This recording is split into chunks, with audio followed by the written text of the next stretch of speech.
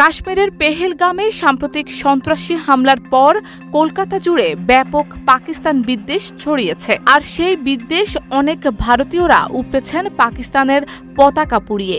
ভারত পাকিস্তানের এই রেষারেষি বেশ পুরনো। তবে এত বিরোধপূর্ণ সম্পর্কের মধ্যে প্রশ্ন, ভারতে এত পাকিস্তানি পতাকা কোথা থেকে আসে?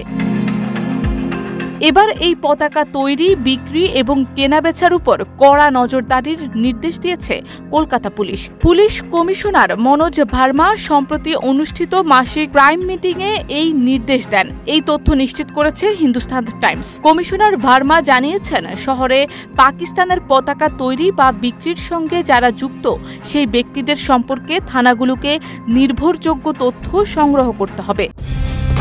কালার এক্সপার্ট, জর্জ স্যাপ এবং মাইল্ড অন হ্যান্ডস টেকনোলজি সমৃদ্ধ অরিক্স ক্রিস্টাল ওয়াশ আপনার লন্ড্রি এক্সপার্ট। পাশাপাশি যারা এই পতাকা কিনছেন তাদের উদ্দেশ্য ও বর্তমান অবস্থান সম্পর্কেও বিস্তারিত তথ্য পুলিশের কাছে থাকতে হবে। এই সিদ্ধান্তের পেছনে রয়েছে সম্প্রতি পশ্চিমবঙ্গের বনগাঁ এলাকায় ঘটে যাওয়া এক উদ্বেগজনক ঘটনা। পেহেলগাম হামলার পরে সেখানে পাকিস্তানের পতাকা ব্যবহার করে সাম্প্রদায়িক উত্তেজনা ছড়ানোর চেষ্টা হয়েছিল। সেই ঘটনায় পুলিশ 2 ব্যক্তিকে গ্রেফতার করে। কলকাতার মতো ঘন বসতিপূর্ণ ও সংবেদনশীল শহরে এমন ঘটনা এড়াতে আগেভাগেই পদক্ষেপ নিচ্ছে প্রশাসন।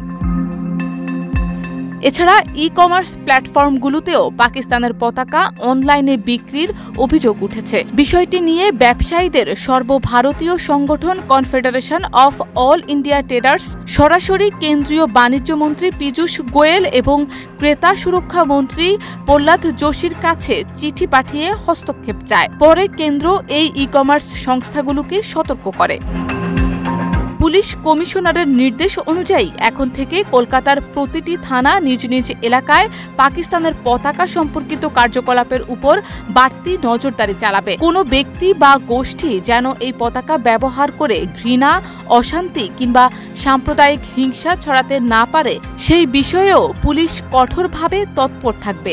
এই পদক্ষেপকে একটি আগাম প্রতিরোধমূলক ব্যবস্থা হিসেবে দেখছে প্রশাসন, যার মাধ্যমে নাগরিক নিরাপত্তা ও সাম্প্রদায়িক সম্প্রীতির পরিবেশ বজায় রাখাই মূল উদ্দেশ্য। শারমিন নিশু, ঢাকা পোস্ট।